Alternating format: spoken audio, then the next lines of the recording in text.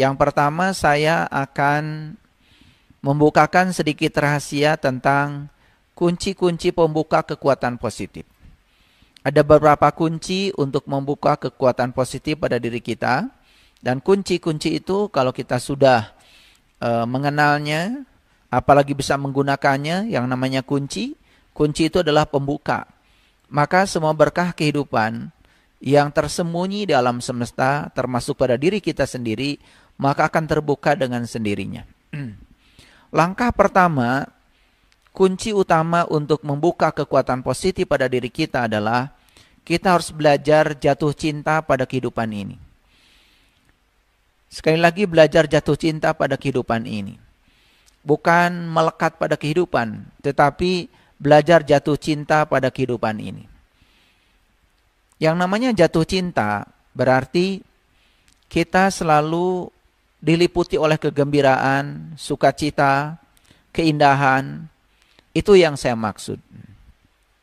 Seberapa besarnya cinta kita kepada kehidupan yang ada sekarang, yang kita rasakan saat ini, kalau kita bisa melipat gandakan perasaan itu, bisa 10 kali, 100 kali, 1000 kali, mungkin juga 100.000 kali, karena seperti yang saya sampaikan di episode yang sebelumnya, kekuatan positif itu tidak ada batasannya.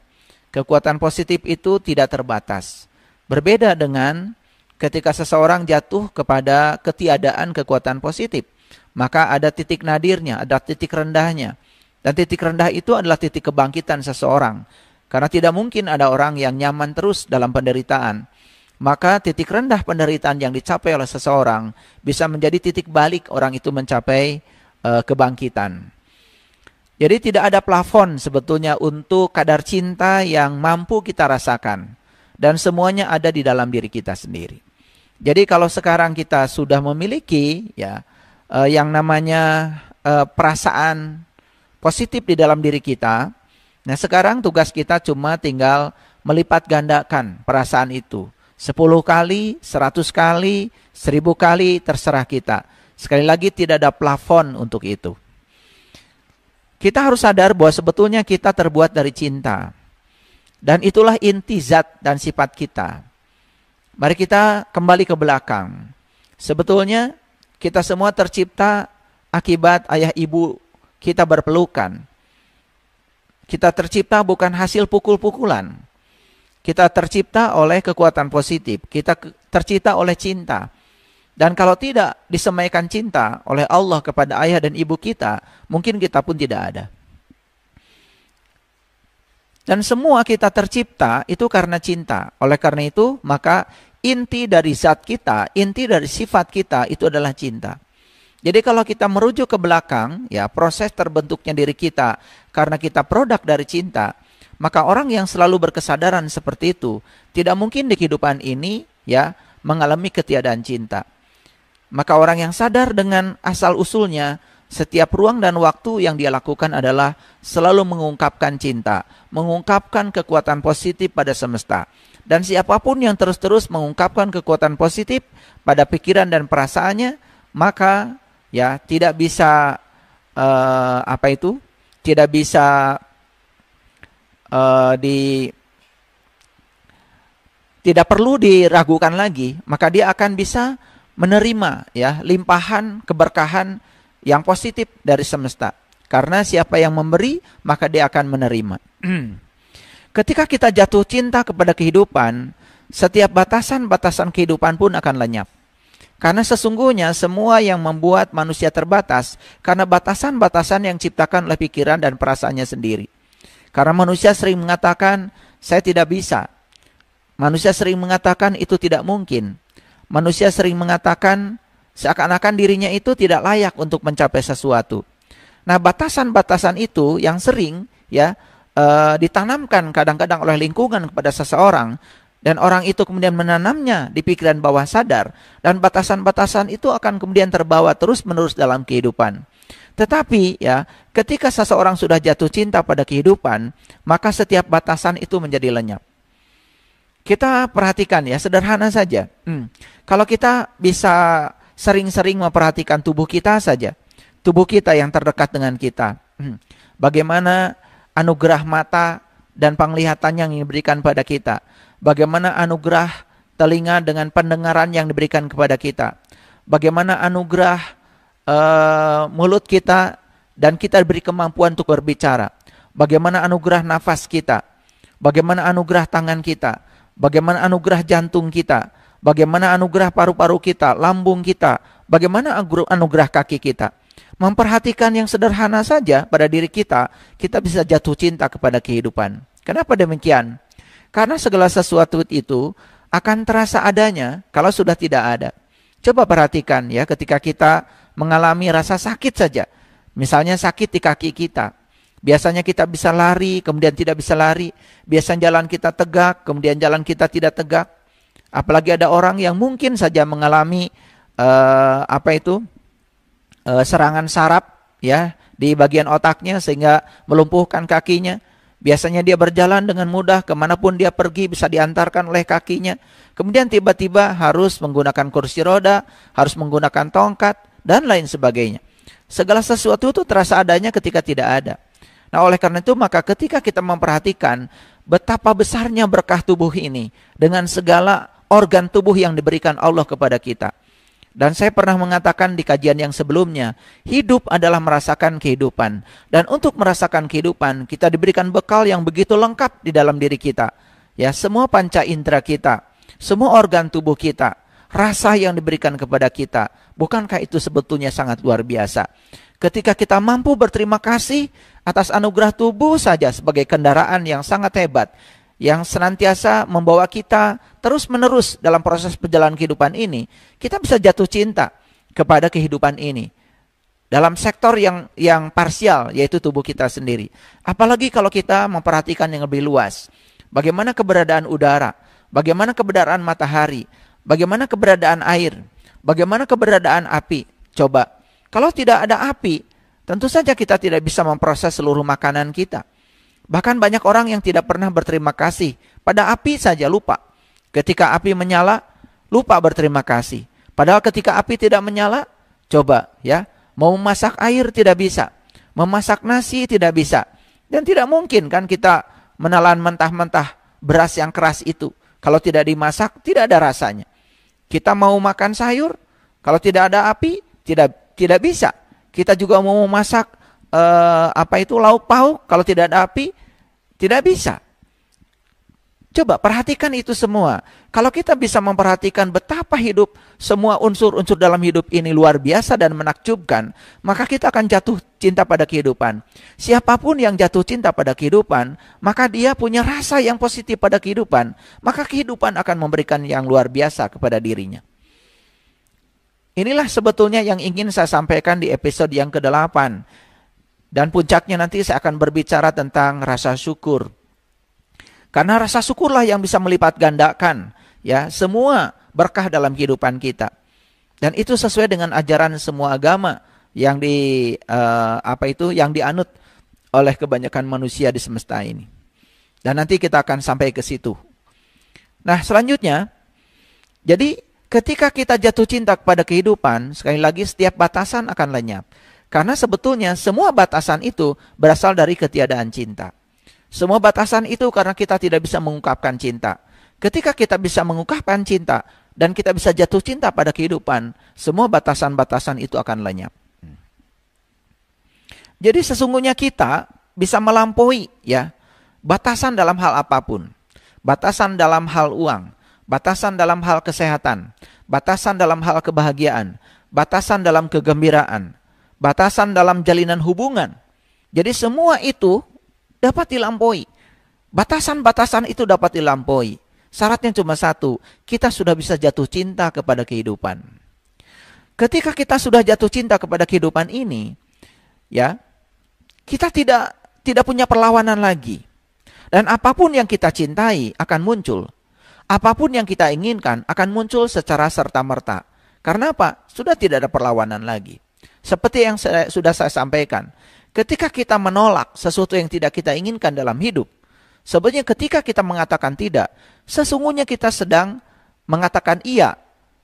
Karena menurut hukum tarik-menarik, penolakan itu berarti kita sedang memancarkan perasaan buruk terhadap sesuatu. Dan ketika perasaan kita buruk, maka kita akan mendapatkan yang buruk. Jadi ketika kita mengatakan tidak pada hal yang tidak kita inginkan, sebetulnya hukum tarik-menarik memahaminya, kita mengatakan iya.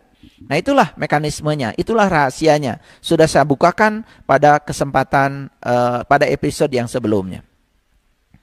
Para sahabatku, ketika kita sudah jatuh cinta kepada kehidupan ini, ya, kesempatan-kesempatan akan berdatangan. Semua akan berdatangan ke dalam kehidupan kita. Bahkan sentuhan kecil saja sudah cukup untuk menghapuskan hal-hal yang negatif. Dan barangkali banyak sekali ya kita menyaksikan ada sekelompok orang yang dengan upaya sedikit saja dia mendapatkan berkah yang banyak. Tapi ada sekelompok orang lain dengan upaya yang sangat kerja keras, tetapi dia tidak mendapatkan berkah seberlimpah orang tadi. Ya, yang dengan sentuhan kecil saja dia mendapatkan berkah yang banyak. Di mana letak perbedaannya? Letak perbedaannya sebenarnya sederhana. Yang satu sudah mampu mengungkapkan kekuatan positif, yang satu belum mampu mengungkapkan kekuatan positif. Karena yang satu sudah melampaui segala batasan, yang satu masih terperangkap oleh batasan-batasan. Itu yang menyebabkan perbedaannya. Dan kita sama sekali kadang-kadang mengabaikan semua ajaran yang disampaikan oleh semesta kepada kita. Padahal setiap hari begitu banyak sebetulnya pelajaran yang ditampakkan kepada kita. Cuma kita abai terhadap semua itu. Kan setiap hari kita bisa menyaksikan mengapa ada orang yang hidupnya dipenuhi oleh keberlimpahan. Mengapa ada orang yang hidupnya justru dipenuhi oleh kekurangan. Di mana letak perbedaan mereka? Dan selama ini kita memahami seakan-akan itu adalah takdir yang diberikan oleh semesta kepada kedua orang itu. Bagaimana mungkin semesta yang punya cinta kasih yang tanpa batas kemudian membeda-bedakan? Bahkan Allah mengatakan dirinya bukankah sebagai yang maha adil.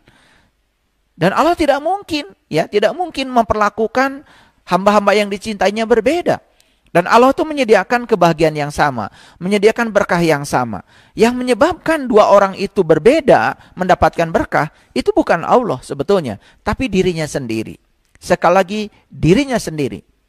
Itu yang harus kita pahami. Jadi penentu kehidupan kita sesungguhnya adalah diri kita sendiri. Kita akan merasa jauh lebih nyaman daripada yang kita kira. Kita bisa merasakan sesuatu yang lebih nyaman daripada yang kita rasakan. Kapan itu terjadi? Ketika kita sudah bisa jatuh cinta kepada kehidupan. Bahkan orang yang sudah jatuh cinta pada kehidupan sudah tidak terjebak lagi oleh benar salah, baik buruk. Karena apa? Dia sudah bisa melihat segala hal yang terjadi sebagai kebenaran. Bahkan dia bisa menangkap pesan-pesan di balik semua itu. Saya sering mengatakan kepada mahasiswa saya, kalau saya sedang mengajarkan fisika, misalkan yang sederhana saja. Kita mengenal dalam fisika ada yang namanya anomali air. Jadi air itu ya memiliki sifat yang berbeda, yang disebut dengan anomali. Yang namanya anomali oleh kebanyakan orang kan dipahami sebagai sesuatu yang aneh. Dan dianggap sesuatu yang negatif. Pada sesungguhnya kalau air tidak punya anomali, tentu saja ya begitu banyak kehidupan yang akan musnah. Sambil contoh yang sederhana ya. Saya jelaskan supaya semuanya bisa memahami. Air itu, ya, ya. Yang pertama, air yang saya maksud adalah ini adalah H2O. H2O. Jadi air itu terbentuk oleh 2 atom H dan 1 atom O. Jadi 2 atom hidrogen dan 1 atom oksigen. Jadi unsur pembentuk air ada 2. Yang pertama adalah hidrogen. Dan yang kedua adalah oksigen. Oksigen. Kalau kita mau memperhatikan sifat, sebetulnya hidrogen, oksigen, ini kan sifat-sifat api sebetulnya. Tetapi 2 unsur ini berpadu, 2 atom H, kemudian 1 atom oksigen, kemudian membentuk 1 molekul yang namanya molekul air. Ternyata justru ya, air ini yang bisa melawan api. Makanya pemadam kebakaran ketika ada kebakaran, api yang menyala-nyala itu pasti butuh air. Padahal sebetulnya di dalam air ini ada unsur apinya, hidrogen dan oksigen. Tetapi ketika berpadu, malah dia bisa mengalahkan api. Bukankah itu luar biasa? Nah, kalau kita perhatikan salah satu dari sifat air yang sangat luar biasa. Yang pertama, air itu punya sifat molekulnya, molekul air itu bersifat polar. Bersifat polar. Jadi artinya muatan positif dan negatif dari molekul air tidak pernah berada pada satu titik. Semua molekul di alam semesta ini, pusat muatan negatif dan pusat muatan positifnya berada pada satu titik. Tapi satu-satunya molekul di alam semesta yang tidak berada pada satu titik, artinya secara alami sudah terpolarisasi, hanya molekul air. Oleh karena itu maka molekul air itu karena sudah terpolarisasi, dia menjadi sangat aktif. Misalkan saya gambarkan ya, kalau ini molekul air ya, ini positif, ini negatif. Ini molekul air, ini positif, ini negatif. Ini molekul air, ini positif, ini negatif. Ini molekul air, ini positif, negatif. Karena dia sudah terpolarisasi, coba perhatikan. Negatif dengan positif tarik-menarik. Positif dengan positif tolak-menolak. Akibat tarik-menarik dan tolak-menolak, maka molekul air itu tidak pernah diam. Sangat aktif. Makanya karena sangat aktif, maka air merupakan pelarut yang sangat baik. Coba kalau kita mandi ya, kita mandi kemudian kita gosokkan sabun ke tubuh kita, dengan disirami air, semua luluh. Kenapa? Karena molekul air itu sangat aktif. Coba bayangkan, kalau Allah tidak menciptakan molekul air itu bersifat polar, mungkin ketika kita memasak, ya, tidak mungkin kan, garam bisa menyerap ke dalam air, gula bisa larut dalam air, bumbu-bumbu tidak larut dalam air. Coba, apa rasanya masakan itu kalau tidak larut? Apalagi ketika dipanaskan, molekul-molekul semakin aktif. Akibatnya apa? Jumlah energi kinetik yang tersedia semakin banyak, maka jumlah yang bertumbukan di dalam semakin banyak. Maka ya semua yang dilarutkan dalam air semakin merata. Itu luar biasa. Yang kedua ya, molekul air itu punya yang disebut dengan keanehan. Yaitu yang disebut dengan anomali air. Anomali. Nah, anomali ini sering disebut keanehan. Apa anehnya molekul air? Coba perhatikan ya.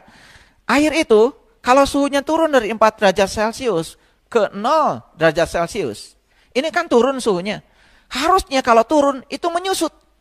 Air beda. Turun suhunya malah memuai. Luar biasa. Tapi ketika naik suhunya dari 0 derajat Celcius ke 4 derajat Celcius, apa yang terjadi? Malah justru dia menyusut. Ini yang disebut dengan anomali, ya. Jadi ketika suhunya turun malah memuai. Ketika suhunya naik malah menyusut. Sementara semua kebanyakan material di alam semesta, kalau suhunya turun, ya dia akan menyusut. Kalau suhunya naik memuai, air enggak. Suhunya turun malah memuai. Suhunya naik malah menyusut. Ini disebut anomali. Nah, anomali ini bukan keanehan, tapi ini cinta kasih semesta. Ini kasih sayang Allah yang luar biasa. Coba perhatikan ya. Para sahabat ya. Kalau para sahabat pesan es teh. Ini es teh sudah dibuat. Kan esnya itu tidak pernah tenggelam. Esnya selalu mengapung. Betul kan? Padahal ini sama-sama H2O. Ini H2O, ini juga H2O. Cuman ini H2O dalam bentuk padat, ini H2O dalam bentuk cair. Sama-sama H2O. Tetapi ketika dia berwujud es, dia mengapung di permukaan. Kenapa bisa mengapung? Karena apa? Karena massa jenis es lebih kecil daripada massa jenis air. Contoh ya, massa jenis itu kan sebenarnya massa dikalikan dengan volume. Perhatikan, ketika suhu turun dari 4 ke 0 derajat, berarti dia akan jadi es. Dia akan memuai. Kalau ini lebih besar volumenya, massa jenis lebih kecil. Akibatnya massa jenis air lebih kecil daripada massa jenis es lebih kecil daripada massa jenis air. Makanya es mengapung. Apa manfaatnya coba? Ini manfaatnya kalau di kita mungkin tidak terasa ya. Tapi coba di kutub. Di kutub ya. Ini danau. Di sini karena banyak sekali ikan, ya di kutub ya, ikan salmon banyak sekali di sini ya, di kedalaman ikan. Nah, ketika suhu turun dari 4 derajat Celcius menuju 0 derajat Celcius, apa yang terjadi? Kan ini semua permukaan akan jadi es. Ini es. Nah, kalau air itu sama dengan yang lain, ketika dia itu turun kemudian dia menyusut, Nyusut. Coba. Rho sama dengan massa per volume. Ketika volumenya kecil, maka massa jenisnya akan besar. Akibatnya apa? Kan air akan tenggelam ke bawah. Kalau es akan tenggelam ke bawah. Kalau es tenggelam ke bawah, air akan terdesak ke atas. Akibatnya yang di bawah jadi es. Nah, air yang ke atas, karena suhu turun, akan jadi es lagi. Satu danau akan menjadi es. Tetapi dengan demikian, dengan anomali air, apa yang terjadi? Es hanya di permukaan saja. Jadi di kutub itu, es hanya di permukaan saja. Di bawah itu kehidupan biasa. Bahkan ya orang-orang kutub kalau mancing, kan bikin lubang di sini. Kemudian masukkanlah mata pancing ke sini. Dapat ikan. Bukankah itu luar biasa? Nah, kalau orang awam menganggap anomali itu sebagai sesuatu yang aneh. Padahal anomali itu sebenarnya cinta kasih semesta. Nah, kalau kita berbicara tentang anomali kehidupan, pasti orang awam mengatakan anomali itu sesuatu yang tidak disukai. Padahal itu rencana Allah yang luar biasa. Nah, oleh karena itu, jatuh cintalah pada kehidupan. Begitu saya tahu sifat molekul air, pertama molekulnya polar, yang kedua punya sifat anomali, saya jatuh cinta pada air. Begitu saya jatuh cinta pada air, maka saya punya rasa yang positif terhadap air. Apa yang terjadi? Saya tidak mau menghambur-hamburkan air, saya sangat berterima kasih pada air. Setiap mandi saya selalu berterima kasih, terima kasih air, kau masih datang. Saya pegang-pegang dulu, saya sapa-sapa dulu sebelum air itu dipakai. Dan ternyata dengan demikian menyembuhkan. Itulah para sahabat ya. Jadi kenapa ya yang pertama di episode yang ke-8 ini saya mengajak kita, yuk kita belajar jatuh cinta kepada kehidupan. Karena jatuh cinta kepada kehidupan artinya kita tidak bisa melihat lagi ada sesuatu yang buruk dalam kehidupan. Semua adalah berkah. Bahkan ya, saya sering menyampaikan pertanyaan-pertanyaan ketika saya berada dalam sesi konsultasi pribadi. Misalnya ya, ada orang yang datang ke rumah saya, kemudian pasti kalau datang ke rumah saya mau konsultasi pribadi, biasanya pasti punya masalah. Dan pasti masalahnya itu sesuatu yang tidak dikehendaki datang dalam hidup. Ya, jadi ingin sharing, ingin mencari jalan keluar. Nah biasanya selesai sesi konsultasi saya bertanya, coba ingat-ingat. Dari tadi kita bicara, apakah Anda mendapatkan manfaat dari pembicaraan dengan saya? Oh luar biasa, saya bisa terbuka pikiran saya dapat pencerahan. Nah pertanyaan yang kedua dari saya, apakah Anda bisa bertemu dengan saya kalau Anda tidak punya masalah?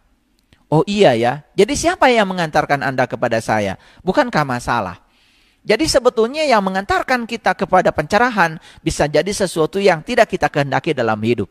Nah, kalau kita bisa jatuh cinta kepada kehidupan, kita memahami kehidupan, tidak ada yang buruk dalam kehidupan. Semua dalam kehidupan itu adalah baik-baik saja. Nah, itu akan menimbulkan pikiran positif pada kehidupan, rasa positif pada kehidupan. Bahkan ya, orang yang sudah bisa jatuh cinta pada kehidupan, ketika dia mengalami satu kegagalan pun, dia tidak akan pernah ya memiliki pikiran dan perasaan buruk. Kenapa? Ini hanya Allah sedang membukakan pintu yang lain buat saya. Allah sedang menutup satu pintu dan Allah sedang membukakan pintu yang lain buat saya. Makanya dengan perasaan seperti itu, dengan pikiran yang semacam itu, dia tidak akan pernah jatuh terpuruk. Maka dalam waktu yang singkat, dia akan mengalami kebangkitan kembali. Nah itulah ya, saya sering sudah menyampaikan di kajian yang sebelumnya, ketika kita mendapatkan yang tidak diinginkan dan perasaan kita buruk, sama saja kita sedang menaiki kuda liar. Dan ketika kita menambah keburukan perasaan kita, berarti kita sedang menambah cambuk pada kuda liar itu. Dan kalau kuda liar dicambuk, sudah ditumpangi oleh kita, kemudian dicambuk, maka kita akan dibawa kepada situasi yang lebih buruk lagi. Itulah para sahabat ya. Ini adalah rahasia-rahasia yang saya buka tentang kehidupan. Dan ini sangat mudah untuk diimplementasikan kalau kita mau. Dan puncaknya kita akan menemukan kehidupan yang menakjubkan. Baik ya, kita teruskan dulu. Jadi ketika kita sudah bisa jatuh cinta pada kehidupan, kehidupan kita akan dipenuhi dengan energi. Kehidupan kita akan dipenuhi oleh kegembiraan. Bahkan kegembiraan yang tanpa batas. Kehidupan kita akan dipenuhi oleh kesenangan yang tidak ada habisnya. Kita akan merasa seringan bulu. Seolah-olah kita melayang di udara. Dan apapun yang kita cintai, berluluhan di kaki kita. Apapun yang kita cintai, berdatangan serta-merta kepada kita. Apapun yang kita inginkan, berdatangan secara serta-merta kepada kita. Kenapa? Karena di sini sudah positif, ya. Pikiran sudah positif, perasaan sudah positif, maka kita sudah menjadi magnet yang positif. Maka semua yang berada dalam medan magnet kita, ya, yang akan datang kepada kita yang positif. Nah, tentu saja kalau saya berbicara medan magnet, para sahabat, jadi kalau saya punya magnet sebesar ini, maka di sekitarnya ada medan, ya, ada medan. Ya, kalau kekuatan magnetnya itu besar, medannya lebih luas lagi. Kalau medannya lebih luas lagi, maka kekuatan dia untuk menarik tentu saja lebih besar lagi. Bahkan benda-benda yang jauh pun bisa ditarik dengan kekuatannya. Oleh karena itu maka kita harus terus-menerus tadi, ya, melipat gandakan perasaan kita. Kalau hari ini kita sudah punya perasaan positif, yuk kita lipat gandakan. 10 kali, 100 kali, 1000 kali, bahkan jika perlu 100.000 kali. Karena sekali lagi, kekuatan positif tidak ada plafon, tidak ada batas. Tidak ada plafon, tidak ada batas. Semuanya bisa kita lampaui. Jadi jatuh cinta kepada kehidupan, itu artinya, ya, lepaskan kekuatan positif yang ada dalam diri kita. Dan kita akan menjadi tak terbatas. Dan kita pun menjadi tak tertaklukkan lagi. Itu yang disebut dengan jatuh cinta kepada kehidupan. Artinya kita terus-menerus melepaskan kekuatan positif yang ada dalam diri kita. Jadi sekali lagi para sahabat, saya mengingatkan kembali kekuatan positif. Orang menciptakan sesuatu yang bermanfaat buat orang lain itu karena kekuatan positif. Orang membuat baju karena kekuatan positif. Orang menanam kapas karena kekuatan positif. Ya, orang menenun kain karena kekuatan positif. Orang memintal benang karena kekuatan positif. Orang bisa menjahit karena kekuatan positif. Semua proses mencipta itu terjadi karena kekuatan positif. Dan tidak ada temuan apapun di dalam kehidupan kita kalau tidak ada kekuatan positif. Itulah sesungguhnya yang disebut dengan cinta. Makanya begitu seseorang punya cinta dan dia bisa mencintai, memiliki kekuatan positif dan kemudian dia menggunakan kekuatan positif itu, maka dia menjadi orang yang produktif. Itulah yang dikatakan oleh Rasulullah, sebaik-baik manusia yang berguna bagi manusia yang lain. Ya tentu saja, manusia yang berguna bagi manusia yang lain adalah mereka yang sudah bisa menggunakan kekuatan positif yang ada di dalam dirinya. Dia sudah menemukan cinta dan dia sudah mampu mencintai. Ini masih dalam rangka jatuh cinta kita kepada kehidupan. Ya, coba. Kita perlu sekali-kali mungkin belajar dari matahari. Matahari ya. Matahari. Kalau saya gambarkan apa itu bagaimana matahari dengan bumi, ya. Kita lihat di layar berikut ini, di papan tulis berikut ini supaya lebih jelas ya. Perhatikan ya. Ini matahari. Matahari. Yang paling istimewa dari matahari apa? Yang paling istimewa matahari itu ya selalu bangun tepat waktu. Walaupun penontonnya masih tidur, matahari sudah bangun. Dan matahari tidak pernah terlambat bangun. Jamnya menyinari, dia menyinari. Itulah matahari. Makanya kita perlu belajar dari matahari. Nah di sini kan bumi, ini bumi kita. Ini matahari, ini adalah bumi kita. Matahari memancarkan sinarnya ke bumi ini. Bukankah kita sudah tahu matahari ini adalah sumber energi? Proses fotosintesa di bumi ini tidak akan terjadi kalau tidak ada matahari. Kalau tumbuhan itu cuma berbekal air, karbon dioksida, kalau tidak ada matahari tidak akan terjadi yang namanya proses fotosintesa. Kalau tidak ada proses fotosintesa, tentu saja tidak mungkin ada buah, tidak mungkin ada sayur, tidak mungkin ada rumput, dan kalau tidak ada rumput tidak mungkin ada daging. Karena semua daging bukankah berasal dari rumput? Kambing makan rumput, sapi makan rumput, ya, semua makan rumput. Dan tidak ada daging kalau tidak ada rumput. Tetapi satu sumbernya, kalau tidak ada matahari, tidak ada rumput di sini. Berarti kalau tidak ada matahari, sebetulnya tidak ada yang namanya makanan di bumi ini. Tetapi yang luar biasa, para sahabat, ya, bukan sekedar tumbuh-tumbuhan yang hidup di sini gara-gara matahari, termasuk tubuh kita. Tubuh kita. Karena apa? Tubuh kita perlu makanan, sedangkan sumber makanan itu adalah semua yang ada di alam. Buah, sayur, ya, daging, ikan, semua. Dan semua mereka juga memakan semua berkah-berkah yang ada di alam. Semua berasal dari matahari. Yang luar biasa dari matahari apa? Matahari itu memancarkan sinarnya satu arah. Dan tidak pernah ya, dua arah. Walaupun sesampai di bumi dipantulkan, tapi di sini ada efek rumah kaca. Sehingga sinar yang datang ke bumi paling dipantulkan ke sini, pantulkan lagi ke bumi, pantulkan lagi ke sini, maka terus dipantul-pantul. Itu yang disebut dengan efek rumah kaca, sehingga terjadi yang namanya pemanasan global. Itu yang menyebabkan ya sekarang ya suhu di bumi ini naik sehingga es di kutub mencair. Itu sangat berbahaya. Kalau terus-menerus suhu itu naik ya, maka semua es di kutub mencair, bahaya. Kenapa? Lautan akan naik. Ketika lautan naik, semua daratan bisa habis oleh lautan. Makanya kenapa sekarang daratan terus-menerus berkurang? Karena apa? Lautan terus naik. Akibat apa? Akibat pemanasan global. Kenapa itu terjadi? Karena di sini banyak sekali ya perangkap-perangkap yang memerangkap sinar matahari sehingga dia tidak bisa lolos lagi ke atas. Nah, perangkap-perangkap ini yang disebut dengan efek rumah kaca. Akibat apa? Akibat dari polusi yang ditimbulkan oleh manusia. Luar biasa ya. Jadi semua kerusakan itu ya sumber utamanya adalah manusia. Makanya kita sekarang belajar untuk menuju ramah lingkungan. Ya kan? Ramah lingkungan, sampah supaya tidak terlalu banyak, dan lain sebagainya.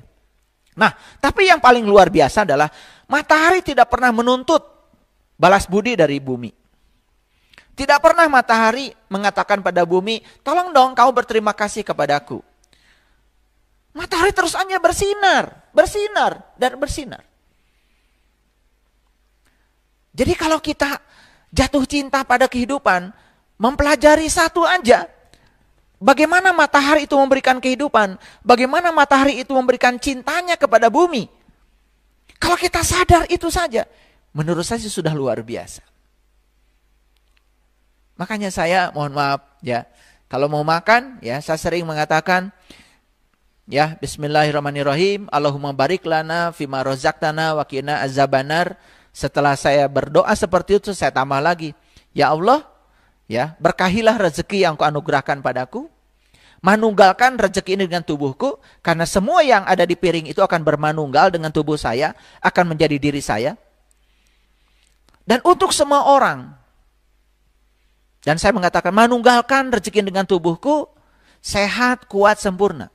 Dan untuk semua orang yang telah berjasa menghadirkan makanan ini kepadaku, aku doakan semua mereka sejahtera lahir dan batin.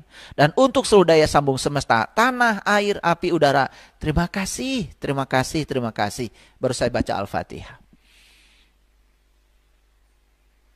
Kenapa? Karena saya jatuh cinta kepada kehidupan. Saya jatuh cinta kepada nasi, saya jatuh cinta kepada sayur. Karena mereka itu sangat luar biasa. Bukan sekedar sumber makanan, tapi mereka semua akan menjadi tubuh saya. Akan menjadi bagian dari diri saya. Makanya saya harus bersahabat dengan mereka semua. Dan ketika kita sudah bersahabat dengan semua mereka, percaya sama saya, kemanapun kita pergi, kita tidak akan susah makanan. Jadi satu persoalan kita, kalau kita susah dengan makanan, ya, jadi makanan saja menjauh dari kita, tidak mau bersatu dengan tubuh kita. Ada yang salah dengan pikiran dan perasaan kita tentang makanan. Karena apa? Barangkali kita kurang bersyukur, kurang berterima kasih kepada semesta. Dan kalau kita sudah bisa seperti ini, subhanallah. Makanya 4 unsur semesta yang luar biasa. Dari sini ada api. Di bumi ada udara. Kemudian ada air. Kemudian ada tanah. Ada tanah. Coba, 4 unsur ini bukan sekedar menjadi unsur pembentuk tubuh kita, tapi 4 unsur ini adalah unsur yang kita butuhkan setiap saat dalam kehidupan kita. Kita butuh api, kita butuh udara, kita butuh air, kita butuh tanah. Bahkan, ya, kalau tidak ada udara, Tidak ada mobil. Karena mesin mobil nggak ada artinya kalau tidak ada ban. Dan bagian yang paling kuat dari mobil, bukankah sebetulnya adalah ban? Dan ban itu tidak ada kalau tidak ada udara. Tapi pernah nggak para supir itu berterima kasih pada udara? Ketika dia bannya kempes baru terasa, aduh ban kempes, udaranya keluar semua dari ban. Repot banget kan? Mobil mogok, mau jalan tidak bisa. Ya, begitu sudah udara masuk ke ban, jalan lagi mobil. Pernah nggak kita berterima kasih? Terima kasih udara, terima kasih, kamu luar biasa. Tidak. Karena apa? Kita belum jatuh cinta pada semua ini. Tidak jatuh cinta pada semua ini. Ketika kita belum jatuh cinta pada semua ini, kita belum merasakan keberadaan ini semua. Bahkan para sahabat, ucapan terima kasih yang basa-basi di mulut saja itu pun tidak cukup. Karena terima kasih itu harus masuk menjadi perasaan. Harus sepenuh hati kita. Karena kalau terima kasih tidak sepenuh hati, itu juga tidak akan pernah membuat hukum tarik-menarik bekerja. Jadi marilah kita sekarang belajar cinta dari matahari. Matahari tak pernah sekalipun mengatakan kepada bumi, engkau berutang kepadaku. Itulah cinta yang agung, cinta yang menerangi seluruh langit. Apa cinta kita selama ini? Mungkin cinta kita palsu. Karena apa? Karena kita itu cintanya bersyarat. Saya akan baik kepada kamu kalau kamu baik kepada saya. Transaksional.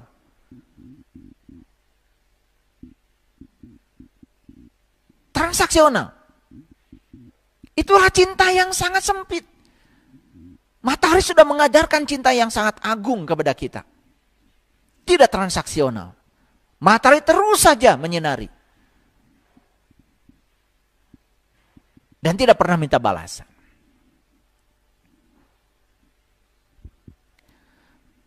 Para sahabat, cara jatuh cinta kepada kehidupan sama persis seperti kita jatuh cinta kepada seseorang.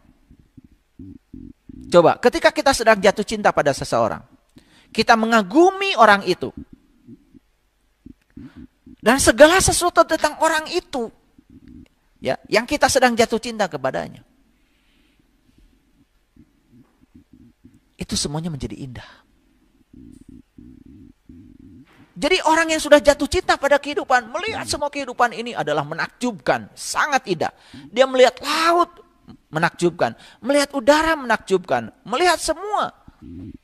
Bahkan melihat satu bunga saja, dia mungkin bisa menangis. Karena apa? Semuanya sangat menakjubkan. Bahkan saya pernah mengajak ya para sahabat untuk meditasi ke alam semesta. Meditasinya sederhana. Setelah hening, kemudian saya menyuruh mereka untuk memperhatikan semua daun yang ada di hadapannya. Jadi kebetulan habis meditasi di depan para sahabat itu ada banyak pohon. Saya suruh memperhatikan daun yang ada di hadapannya. Kemudian saya suruh menghitung berapa banyak daun. Semua mengatakan tidak sanggup. Menghitung saja tidak sanggup. Apalagi kita membuat. Apalagi kita mengambil satu daun dan kemudian perhatikan ya. Bagaimana sel-sel daun itu terbentuk?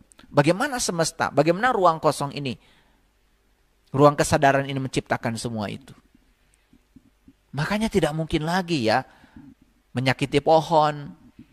Bahkan merasa berutang budi kepada pohon yang memberikan oksigen setiap saat. Jadi belakang saya ini, saya baru menanam banyak pohon di taman. Dan saya perbanyak pohonnya, kenapa? Karena saya sadar, saya perlu oksigen. Dan saya sadar, karena saya mengeluarkan racun yang namanya karbon dioksida. Karbon dioksida yang saya keluarkan, kan diproses oleh pohon. Dan setelah diproses oleh pohon, pohon mengeluarkan bukan racun lagi, oksigen yang saya butuhkan. Jadi aneh ya kalau ada orang yang kemudian tidak suka menanam. Atau tidak peduli kepada pohon. Ketika pohon mengering, dia tidak sedih. Ketika pohon tidak kekurangan air, padahal dia punya tangan, tidak sedih. Saya kalau lihat bunga yang kering, ya pergi kemanapun, dan di genggaman saya ada air, itu sebelum saya minum, pasti saya siramkan dulu sebagian ke situ. Karena apa? Kan di situ ada tenggang rasa. Bagaimana saya bisa minum sementara dia tidak minum? Kalau kita sudah jatuh cinta kepada kehidupan, maka kita akan melihat semua Semua dalam kehidupan ini menjadi sangat indah. Dan kita menjadi sangat peduli. Semua batasan-batasan akan lenyap seperti yang saya sampaikan tadi. Tanpa batasan. Kepada pohon, kepada hewan, kita mencintainya. Dan ketika kita mengungkapkan cinta kepada mereka semua, bukankah mereka juga akan mengungkapkan cinta kepada kita? Ini yang tidak disadari para sahabat. Ini hal yang sangat luar biasa dalam kehidupan kita.